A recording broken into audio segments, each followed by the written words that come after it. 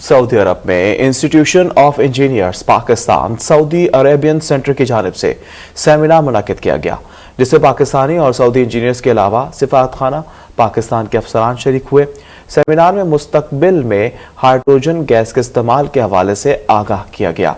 Saudi Darul हुकूमत रियाज में मुनक्किदा होने वाले सेमिनार के शुरका से इंजीनियर मोहम्मद एजाज उमर ने इजहार ख्याल करते हुए बताया कि दुनिया के तरक्की याफ्ता ममालिक माहौलियाती आलूदगी को कम करने के लिए हाइड्रोजन गैस को बतौर मुतबादल ईंधन बिजली घरों में इस्तेमाल कर रहे हैं। अगर हाइड्रोजन गैस को एक खास तनासुब के साथ मादनियाती गैस के साथ मिलाया जाए तो कार्बन डाइऑक्साइड गैस के अखराज में बड़ी कमी लाई जा सकती है और इसके मुज़िर असरात से माहौल को बचाया जा सकता है।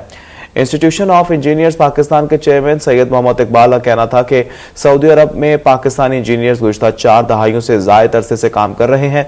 सिफारतखाना पाकिस्तान के फर्स्ट सेक्रेटरी फयाज अली खान ने कहा कि सऊदी अरब समेत दुनिया भर में मुकीम पाकिस्तानी इंजीनियर्स बड़ा अहम किरदार निभा रहे हैं।